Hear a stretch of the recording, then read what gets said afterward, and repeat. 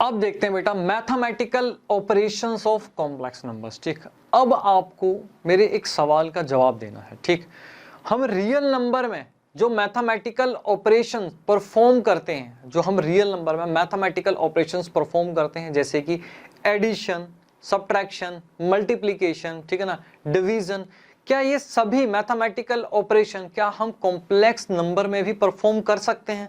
क्या हम दो कॉम्प्लेक्स नंबर को ऐड कर सकते हैं, सब्ट्रैक्ट कर सकते हैं, डिवाइड कर सकते हैं, मल्टीप्लाई कर सकते हैं?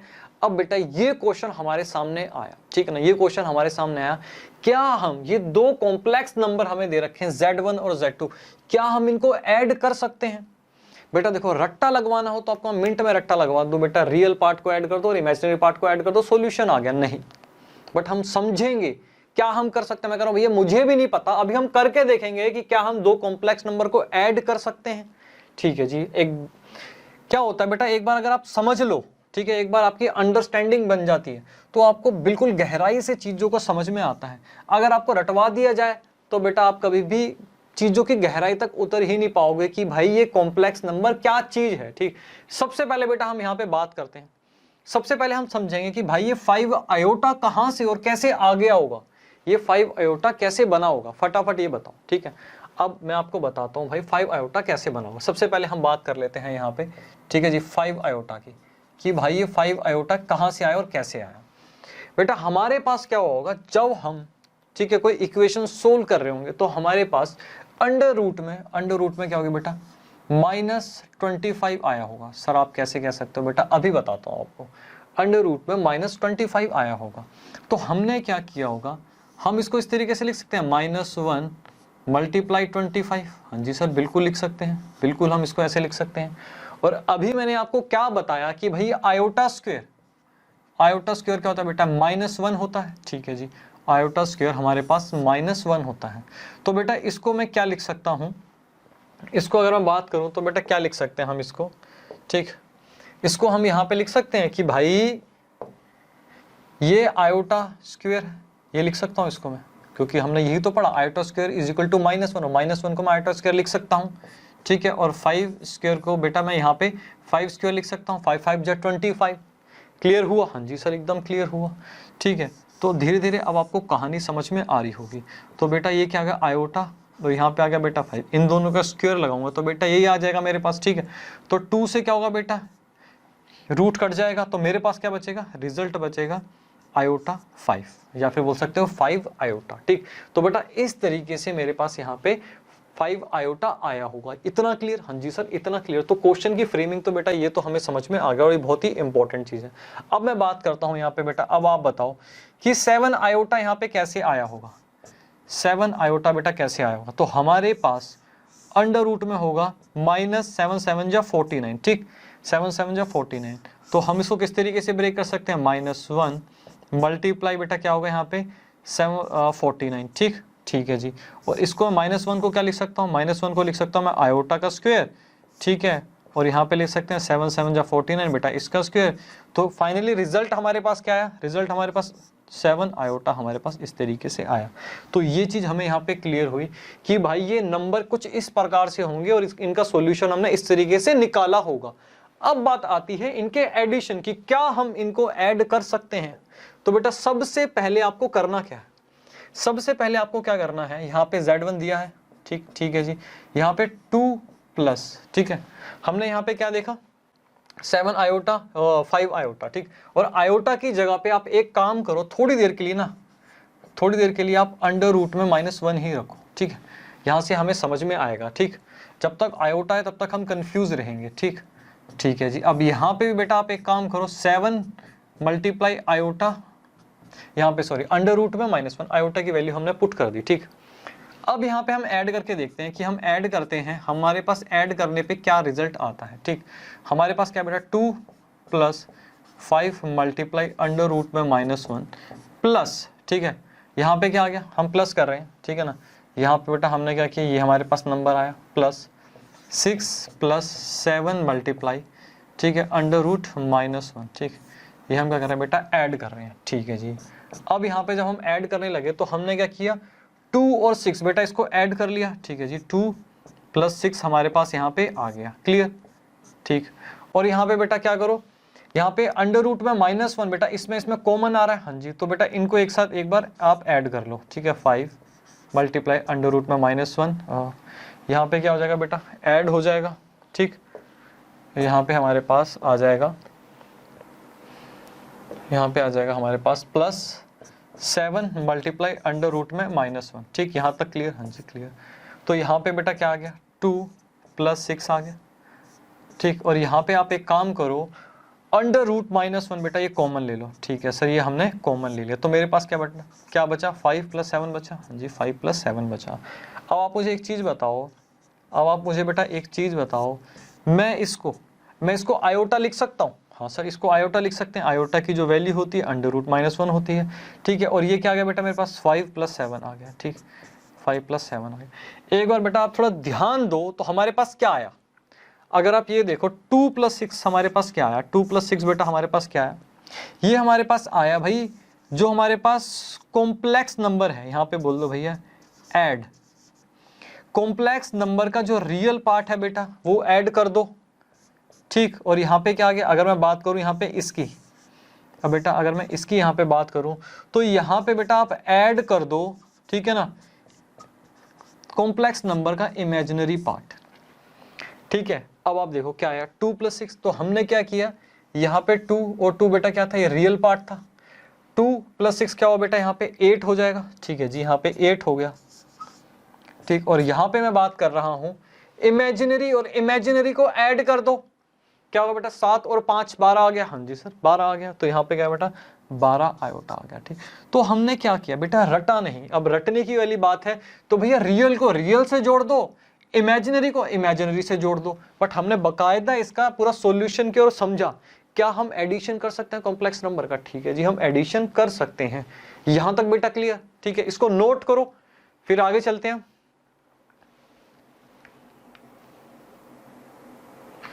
ठीक है बेटा, अब हम देखते हैं एडिटिव इनवर्स क्या होता है। एडिटिव इनवर्स बेटा क्या होता है, एडिटिव इनवर्स, ठीक है। एडिटिव इनवर्स तो बेटा कुछ भी नहीं, बड़ा सिंपल सा ये कंसेप्ट है। एडिटिव इनवर्स बहुत ही सिंपल सा कंसेप्ट है। अगर मैं बोलूं यहाँ पे एडिटिव इनवर्स ऑफ Z1, क्या बोलूं बेटा, एडिटिव, ठीक है ना, एडिटिव इनवर्स ऑफ Z1, ठीक है ना।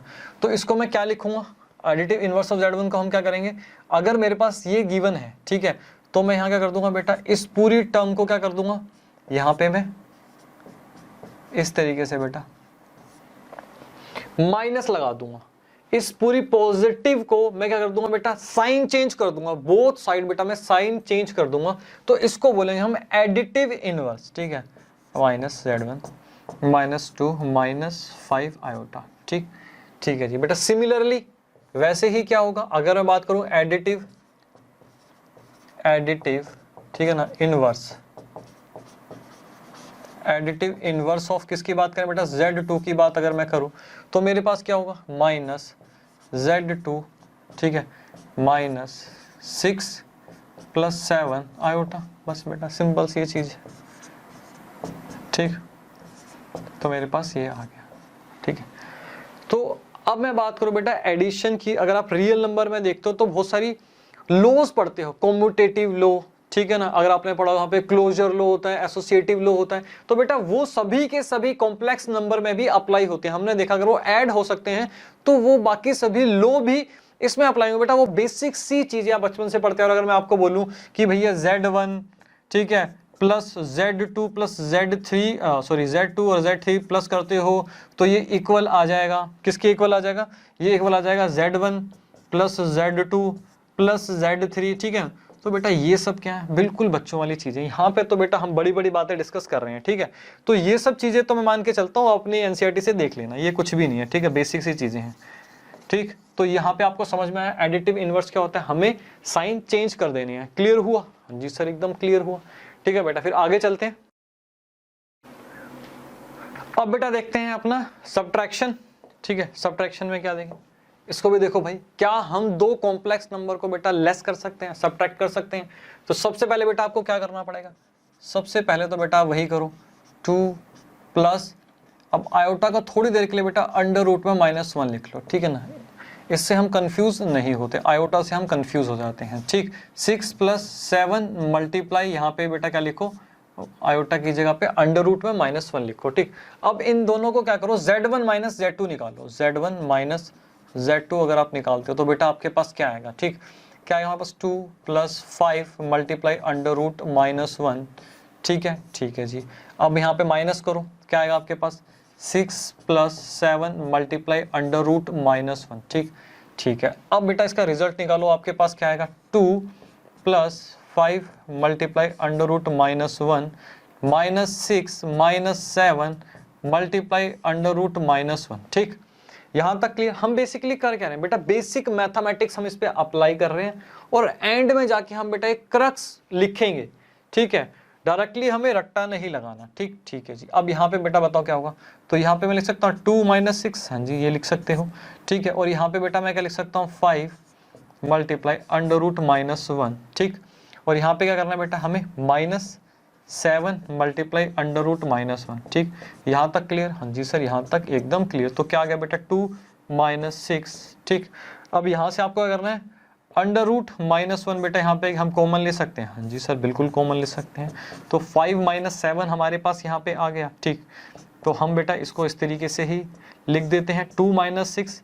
अब मैं इसको क्या लिख सकता हूँ बेटा, अंडर रूट -1 को आयोटा लिख सकते हैं। हाँ जी सर बिल्कुल आप लिख सकते हो, और 5 - 7। अब आप मुझे एक चीज़ बताओ, हाँ हमारे पास बेटा क्या आया, हमारे पास यहाँ पे क्या है, अगर आप देखो 2 और 6 क्या बेटा, ये रियल पार्ट है। हाँ जी 2 और 6 रियल पार्ट है। हाँ, तो रियल पार्ट को क्या किया हमने, लेस कर दिया।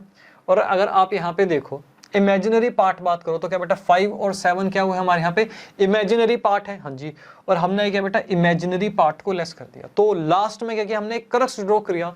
क्या किया कि भैया रियल पार्ट को लेस कर दो और इमेजिनरी पार्ट को लेस कर दो, जब भी आपको दो कॉम्प्लेक्स नंबर को सब्ट्रैक्ट करना है तो बेटा रटने की तो कोई आवश्यकता है ही नहीं। ठीक है ना, तो यहाँ पे मैं क्या कह रहा हूँ भैया, लेस किसको करना है, मैं कह रहा हूँ भैया लेस कर दो बेटा यहाँ पे।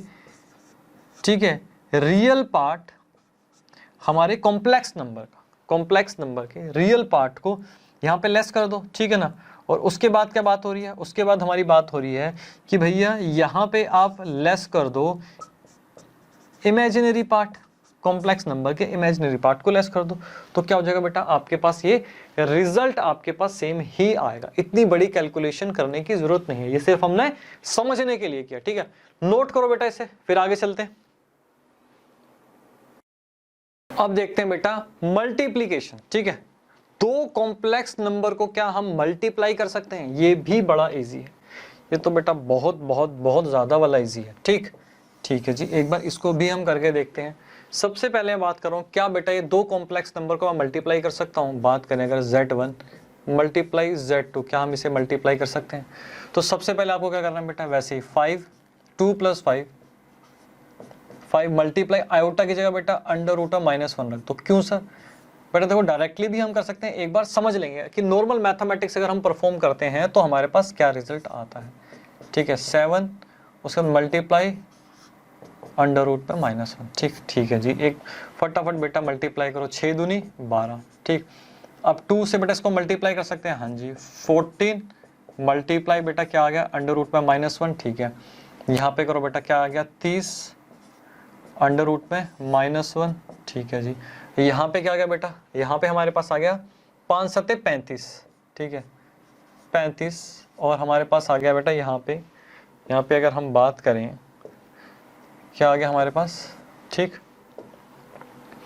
हमारे पास आ गया यहाँ पे मल्टीप्लाई अंडर रूट -1 स्क्वायर। ठीक है, अब इसको बेटा देखो सोल्व करके हमारे पास क्या आता है, हमारे पास आता है 12 प्लस यहाँ पे अंडर रूट -1 बेटा अगर हम कॉमन ले सकते हैं तो क्या है 14 + 30 मेरे पास आ गया। ठीक है जी, यहाँ पे अगर हम बात करें बेटा तो आयोटा इसका अगर बेटा क्या होगा, यहाँ से इसका स्क्वायर रूट कट जाएगा तो -1 आ जाएगा। हाँ जी सर बिल्कुल -1 आ जाएगा।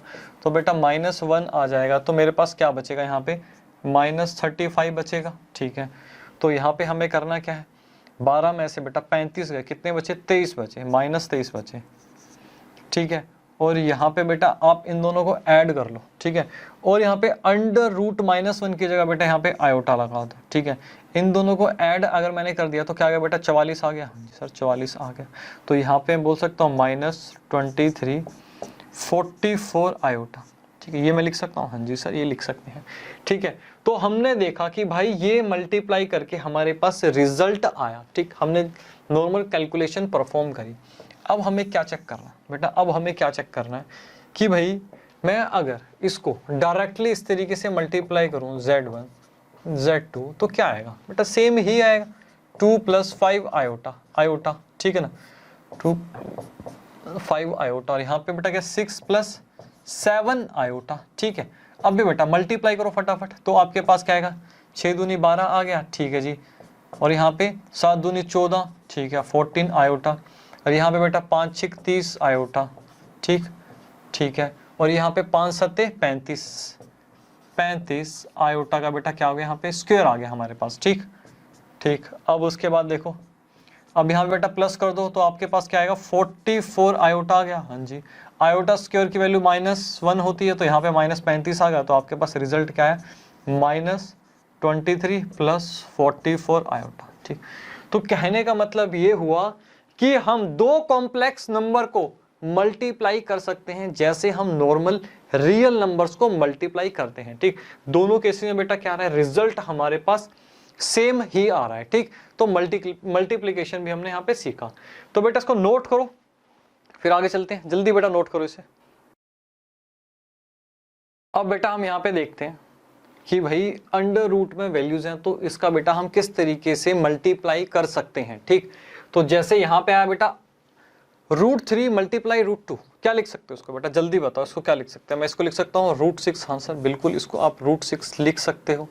अब बताइए, अब ये बताओ बेटा -√3 × -√2, माइनस से माइनस कट जाएगा सर, इसका रिजल्ट सेम ही आएगा, √6 हमारे पास रिजल्ट आ जाएगा। अब बेटा हम यहाँ आते हैं, √-3 × √2, क्या मैं इन दोनों को आपस में मल्टीप्लाई कर सकता हूँ? क्या अगर मेरे पास रूट में नेगेटिव वैल्यू है और यहाँ पे √2 है, क्या मैं दोनों को मल्टीप्लाई कर सकता हूँ? बेटा चेक करना पड़ेगा, चेक करना पड़ेगा, चेक करते हैं, ठीक है ना। कैसे चेक करेंगे मुझे बताओ। सबसे पहले बेटा इसको मैं क्या लिख सकता हूँ, -1 × 3 लिख सकता हूँ। हाँ जी सर बिल्कुल लिख सकते हैं, ×√2, ठीक है। थोड़ा सा बेटा लॉजिक लगाना पड़ेगा, बाकी चीज़ें तो हमने समझ ही ली हैं, ठीक। अब मुझे एक चीज़ बताओ बेटा, -1 मैंने आपको क्या समझाया बेटा, आयोटा का स्क्वायर लिख सकते हैं। हाँ सर आयोटा का स्क्वायर इसको लिख सकते हैं, ठीक। और यहाँ पे क्या है बेटा ×3 और ×√2, ठीक। तो बेटा अब मुझे एक चीज़ बताओ, मैं इसको क्या लिख सकता हूँ, मैं इसको इस तरीके से ब्रेक कर सकता हूँ, आयोटा स्क्वायर ×√3। जी सर बिल्कुल इस तरीके से हम इसको ब्रेक कर सकते हैं, ठीक है। अभी पीछे भी हमने देखा, ठीक ठीक। अब मुझे बताओ बेटा आयोटा स्क्वायर, ठीक है, इससे ये कट गया। हाँ जी सर इससे ये कट गया, तो मेरे पास क्या है आयोटा मल्टीप्लाई, ठीक है, √3 × √2, ठीक। तो अब तो मैं इसको मल्टीप्लाई कर सकता हूँ। हाँ सर अब इसको हम मल्टीप्लाई कर सकते हैं, हमारे पास वैल्यू आ जाएगी आयोटा √6 वैल्यू आ जाएगी। यहाँ तक क्लियर? हाँ सर यहाँ तक तो क्लियर। अब आप मुझे एक चीज बताओ, अब मैं दोबारा से एक काम कर रहा हूँ भाई, आयोटा की वैल्यू यहाँ पुट कर रहा हूँ, क्या थी बेटा √-1, ठीक है ना, रूट में -1 थी। हाँ जी यही थी। और यहाँ पे बेटा मेरे पास क्या है ×√3, ठीक, ×√3, ठीक है जी। और यहाँ पे √2। मुझे एक चीज बताओ, यहाँ से मैं कुछ ऑब्जर्वेशन ड्रॉ कर रहा हूँ। मैंने क्या समझा कि भाई मैंने इसको √-3 को स्प्लिट कर दिया था इस तरीके से, भाई √-1 मल्टीप्लाई √3, और इन दोनों को इसका मतलब मैं मल्टीप्लाई कर सकता हूं। इन दोनों को मैं इसका मतलब मल्टीप्लाई, अगर मैंने स्प्लिट कर दिया इट मींस अगेन मैं इनको मल्टीप्लाई भी कर सकता हूं। हाँ सर इनको हम मल्टीप्लाई भी कर सकते हैं, आपने इस तरीके से स्प्लिट किया, अगेन मैं सेम वैल्यू पे आ सकता हूं -3, ठीक है। हाँ तो बेटा जब मैं यहाँ पे √में -1 मल्टीप्लाई √में +3 ये मल्टीप्लाई करके ऐसे लिख सकता हूँ, तो बेटा इसको मैं 2 से क्यों नहीं मल्टीप्लाई कर सकता, 2 से भी तो मल्टीप्लाई कर सकता हूँ। इसका मतलब ये हुआ कि इसको मैं मल्टीप्लाई करके -6 भी लिख सकता हूँ, ठीक। तो बेटा रटवाना बड़ा इजी है कि इसको मल्टीप्लाई कर दो, रूट में -6 लिख दो, बट लॉजिक भी आपको पता होना चाहिए, ठीक। अब हम बात करते हैं बेटा इस नंबर की हम बात करते हैं। हम किस तरीके से मल्टीप्लाई कर सकते हैं इनको, ठीक। अब आपको क्या करना है, हमने देखा भाई हम इस तरीके से ब्रेक करके लिख सकते हैं, √-1 मल्टीप्लाई √3, ठीक है ना। यहाँ पे भी क्या था बेटा, √-1 मल्टीप्लाई √2, ये हमने समझा, यहाँ तक क्लियर। हाँ जी सर, यहाँ तक क्लियर। बेटा √-1 आपस में बेटा मल्टीप्लाई कर दोगे तो आपके पास क्या आ जाएगा, यहाँ पे मैं लिख सकता हूँ -1, यहाँ पे स्क्वायर हो जाएगा, हाँ जी। और यहाँ पे बेटा हमारे पास क्या बचेगा, √3 मल्टीप्लाई √2, हाँ जी। और बेटा इसको मैं यहाँ से काट सकते हैं, हाँ काट सकते हैं, तो मेरे पास क्या है माइनस, ठीक है। और यहाँ पे बेटा 3 दूनी 6, हाँ जी। तो मैं इसको इस तरीके से लिख सकता हूँ -√6। क्लियर हुआ? हाँ जी सर क्लियर हुआ। तो बेटा आपको ये ध्यान रखना है, आपको बेटा ये चारों केसेस देखने, इन चारों केसेस के अलावा आपको और कोई नया केस नहीं मिलेगा, ठीक। लॉजिक से हमने समझा पूरे केस ही क्या है, ठीक। इसको भी बेटा नोट करो, फिर चलते हैं आगे हम। अब देखते हैं बेटा मल्टीप्लिकेटिव इनवर्स क्या होता है। मल्टीप्लिकेटिव इनवर्स क्या होता है बेटा, ये भी सिंपल सी चीज है, कुछ है ही नहीं इसमें, ठीक है। मल्टीप्लिकेटिव इनवर्स क्या होता है फटाफट करेंगे हम, ठीक। तो मल्टीप्लिकेटिव इनवर्स, इसको मैं क्या लिख सकता हूँ, मल्टीप्लिकेटिव इनवर्स को मैं लिख सकता हूँ 1/z, ये बोल दो, या तो फिर बेटा आप उसको z की पावर बेटा -1 इस तरीके से भी इसको लिख सकते हो, ठीक है। इसको बोलते हैं मल्टीप्लिकेटिव इनवर्स। तो इस केस में हमें करना है 1 में, ठीक है ना, 2 + 5 आयोटा, इस तरीके से हमें कर देना है, ठीक। अब इसका बेटा सॉल्यूशन निकालो, क्या निकलेगा, इसका सॉल्यूशन निकालो क्या निकलेगा, ठीक है। इसको आपको क्या करना है बेटा, रैशनलाइज करना है, ठीक है जी। 2 - 5 आयोटा, ठीक है, डिवाइडेड बाय 2 - 5 आयोटा, ठीक। अब हमारे पास क्या आ जाएगा, ऊपर आ गया बेटा 2 - 5 आयोटा, ठीक है ना। और यहाँ पे क्या आ जाएगा बेटा, 2 का स्क्वायर आ जाएगा और -5 आयोटा का बेटा यहाँ पे स्क्वायर आ गया, ठीक है ना। यहाँ पे आइडेंटिटी लगा दी हमने a + b और a - b की, a² - b², ठीक ठीक। और हमारे पास यहाँ पे क्या है 2 - 5 आयोटा, नीचे क्या 2 × 2 = 4, ठीक है बेटा। यहाँ पे क्या आएगा आयोटा स्क्वायर, ठीक है, वहाँ पे अगर नेगेटिव हो जाएगा और यहाँ पे भी नेगेटिव है तो बेटा पॉजिटिव वैल्यू आ जाएगी 25 + 25, ठीक। तो हमारे पास क्या आ गया, हमारे पास आ गया 29, 2 - 5 आयोटा, ठीक है, डिवाइडेड बाय बेटा क्या आ गया 29, ठीक, 29 आ गया। तो बेटा इसको मैं कैसे लिख सकता हूँ, ऐसे लिख सकता हूँ 2/29, ठीक, 2/29 - 5 आयोटा, ठीक है, डिवाइडेड बाय 29, ठीक। तो मेरा क्या होगा बेटा, ये रियल पार्ट हो गया और ये वाला क्या हो बेटा, ये मेरा इमेजिनरी पार्ट आ गया, ठीक। तो ये था सिंपल सा मल्टीप्लिकेटिव इनवर्स क्या होता है, ठीक। तो इसको भी बेटा नोट करो। तो इसमें भी बाकी भी जो लॉज हैं, कम्यूटेटिव लॉ, क्लोजर लॉ, तो बेटा वो सब ठीक है, जो हमारे जैसे हमारे रियल नंबर में अप्लाई होते हैं इसमें भी अप्लाई होते हैं, कॉम्प्लेक्स नंबर में भी अप्लाई होते हैं, ठीक। नोट करो बेटा इसे, जल्दी आगे चलें हम। अब देखते हैं बेटा डिवीजन, कि हम डिवीजन कैसे करेंगे, ठीक है। डिवीजन की अब हम बात कर रहे हैं यहाँ पे, तो थोड़ा सा हाथ बेटा आप जल्दी चलाने पड़ेंगे, ठीक है, थोड़ा सा हाथ जल्दी जल्दी चलाने पड़ेंगे अब हमें, ठीक ठीक है जी। अब डिवीजन की मैं बात करूँ तो डिवीजन का मतलब क्या हो बेटा, यहाँ पे Z1 डिवाइडेड बाय Z2, ठीक है। तो डिवाइड के लिए क्या करेंगे, यहाँ पे 2 + 5 आयोटा डिवाइडेड बाय क्या होगा 6 + 7 आयोटा, ठीक ठीक है जी। तो अब क्या करो बेटा, इसको भी क्या करो, नीचे वाले पार्ट को रैशनलाइज कर दो, ठीक, नीचे वाले पार्ट को बेटा यहाँ पे रैशनलाइज कर दो, ठीक। 6 - 7 आयोटा डिवाइडेड बाय बेटा क्या 6 - 7 आयोटा। तो जैसे बेटा हम रियल नंबर को डिवाइड करते हैं, ठीक है, वैसे ही हमें यहाँ पे करना है, रैशनलाइज कर दिया। इसको बेटा सोल्व कर दो, ठीक, इसको सोल्व कर दो। अब बेटा इसको क्या करो, यहाँ से इससे मल्टीप्लाई हम कर सकते हैं, हमने देखा था भाई मल्टीप्लाई हम कर सकते हैं, 6 दूनी 12, ठीक है। और यहाँ पे क्या होगा बेटा 7 दूनी 14, ठीक। अब यहाँ पे 5 × 6 = 30 + 30 आयोटा, अब यहाँ पे 5 × 7 = 35, तो बेटा आयोटा स्क्वायर हो जाएगा तो यहाँ पे पॉजिटिव में हमारे पास 35 आ जाएगा, क्लियर, ठीक है जी, एकदम क्लियर। अब हम बात करते हैं नीचे बेटा a² - b² की, यहाँ पे आइडेंटिटी लगा दो, a² - b², यहाँ पे आ गया बेटा 7 आयोटा का स्क्वायर, ठीक।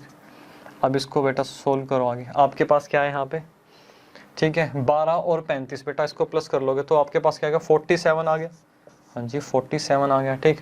अब बेटा इसको करो, यहाँ पे रिजल्ट आपके पास क्या आएगा 30 आयोटा आ रहा था आपके पास, 5 से 7 दूनी 14, ठीक।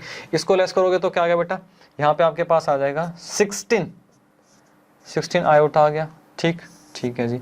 नीचे क्या आ जाएगा बेटा 6 × 6 = 36, ठीक, और यहाँ पे क्या आ गया आपके पास 7 आयोटा स्क्वायर, तो यहाँ पे भी पॉजिटिव आ जाएगी, 7 7 जा बेटा 49 आ गया। ठीक, तो रिजल्ट आपके पास यहाँ पे क्या है 47 प्लस 16 आयोटा डिवाइडेड बाय बेटा आपके पास क्या हो गया 9 और 6 15, ठीक है, 4 और 3 7 और 1 8 85। ठीक, तो मैं इसको क्या लिख सकता हूँ 47 divided by 85 plus 16 iota divided by बेटा क्या 85। ठीक, तो ये मेरा रियल पार्ट आ गया और ये मेरा क्या बेटा इमेजिनरी पार्ट आ गया। ठीक, तो डिवीजन भी क्या बेटा सिंपल सा है, इसको भी नोट करो बेटा, फिर आगे चलते हैं, जल्दी नोट करो। अब बात करते हैं बेटा इक्वालिटी की। ठीक है, दो कॉम्प्लेक्स नंबर के इक्वालिटी की, कि क्या दो कॉम्प्लेक्स नंबर आपस में इक्वल हो सकते हैं। तो बेटा इसकी इक्वल होने की सिर्फ एक ही कंडीशन है जो फुलफिल होनी चाहिए। दो कॉम्प्लेक्स नंबर बेटा तभी इक्वल होंगे जब उनके आपस में रियल पार्ट इक्वल हो और आपस में उनके कॉम्प्लेक्स पार्ट इक्वल हो। उनके रियल पार्ट इक्वल होने चाहिए, कॉम्प्लेक्स पार्ट इक्वल होने चाहिए, तभी बेटा दो कॉम्प्लेक्स नंबर इक्वल हो सकते हैं। और किसी भी कंडीशन में दो कॉम्प्लेक्स नंबर बेटा इक्वल नहीं हो सकते। इसके बाद मैं आपको इन इक्वालिटी बताऊंगा तो उसमें आपको और भी क्लियर होगा मैं क्या बोलना चाहता हूं। ठीक, तो कहने का मतलब ये है कि भाई अगर मैं बोलूं कि भाई Z1 और Z2 मेरे दो कॉम्प्लेक्स नंबर हैं और ये दोनों इक्वल हैं, इसका मतलब ये हुआ कि इन दोनों के रियल पार्ट इक्वल होंगे। जैसे कि इस केस में रियल पार्ट क्या है A है और इसमें क्या है बेटा x है। इसका मतलब ये हुआ अगर Z1 इक्वल टू Z2 है तो मेरे पास क्या होगा बेटा A जो होगा वो इक्वल होगा x के। ठीक है, जो रियल पार्ट है वो इक्वल होगा। ठीक, और जो इमेजिनरी पार्ट है, इमेजिनरी पार्ट क्या होगा बेटा यहाँ पे B हो गया। ठीक है, इमेजिनरी पार्ट क्या है बेटा, इसके इमेजिनरी पार्ट Z2 के इमेजिनरी पार्ट के इक्वल होगा, तभी दो कॉम्प्लेक्स नंबर इक्वल हो सकते हैं।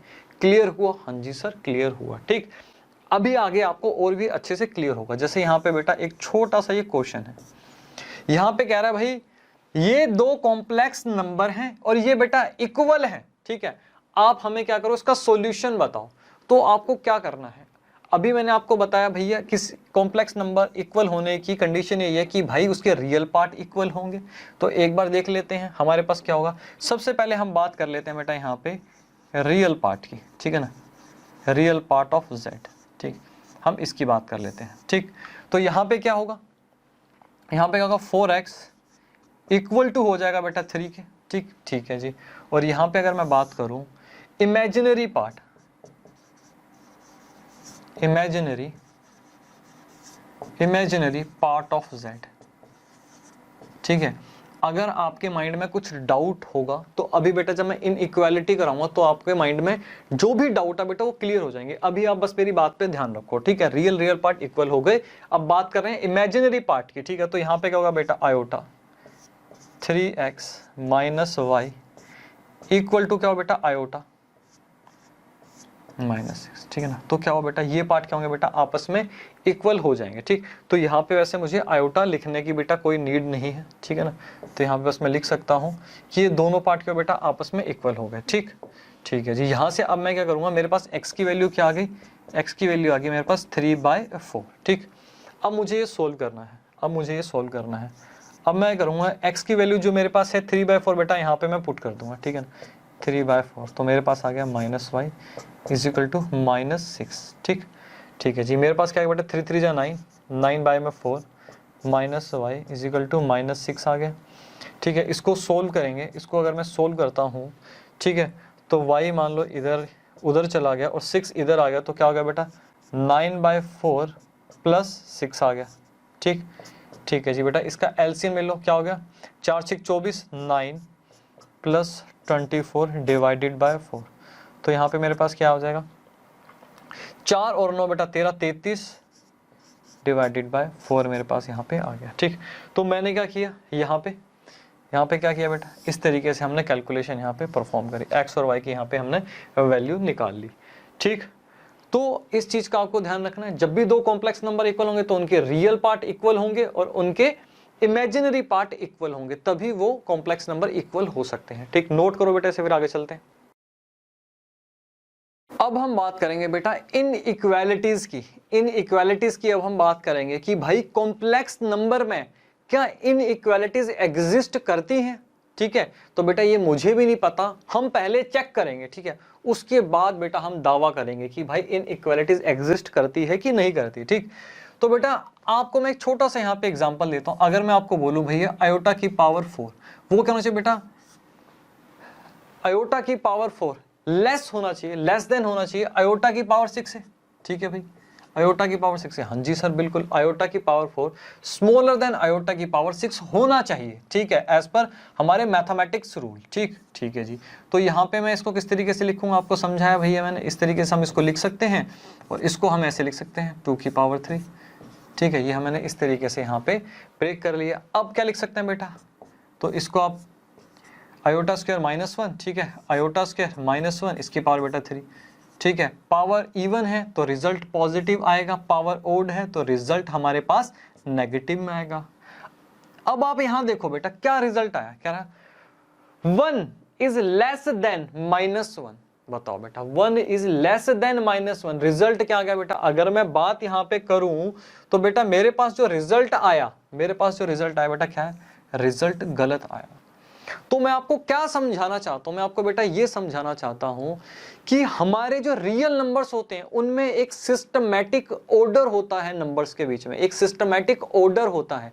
जैसे कि सिस्टमैटिक ऑर्डर होता है, कहने का मतलब से 1 is less than 2, 2 is less than 3, 3 is less than 4, ठीक है, एंड सो ऑन। तो ये हमारे रियल नंबर्स में एक सिस्टमैटिक ऑर्डर होता है नंबर्स के बीच में।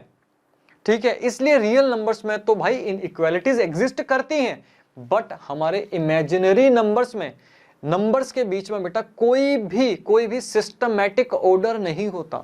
अगर सिस्टमैटिक ऑर्डर होता तो आयोटा की पावर 6 हमारे पास ग्रेटर होता, लेकिन यहां पे हमारे पास वो रिजल्ट नहीं आया। ठीक, तो जब कोई सिस्टमैटिक ऑर्डर ही नहीं है इमेजिनरी नंबर्स के बीच में, तो बेटा हम इन इक्वालिटीज कैसे उसमें एग्जिस्ट कर सकती है। ठीक है, तो आपको यही ध्यान रखना है कि भैया इमेजिनरी नंबर में हम कभी भी, कॉम्प्लेक्स नंबर में हम कभी भी इन इक्वालिटीज की बात नहीं करेंगे। क्लियर हुआ, हाँ जी सर एकदम क्लियर हुआ। तो बेटा पीछे मैंने आपको इसीलिए कहा था, समझाया था कि दो कॉम्प्लेक्स नंबर इक्वल तभी होंगे जब उनके as it is real part equal हो और complex part as it is equal हो, उसी कंडीशन में बेटा वो इक्वल हो सकते हैं। क्लियर हुआ सर, एकदम क्लियर हुआ। अब हम यहां बात करते हैं बेटा आइडेंटिटीज की। जैसे हम रियल नंबर्स में आइडेंटिटीज क्या पढ़ते हैं, a प्लस बी का होल स्क्वायर, ठीक है, a माइनस बी का whole square, a square minus B square, a plus B का क्यूब, ठीक है ना। तो वो जो आइडेंटिटीज हैं जो रियल नंबर में अप्लाई होती हैं, क्या वो कॉम्प्लेक्स नंबर्स में भी अप्लाई होती हैं।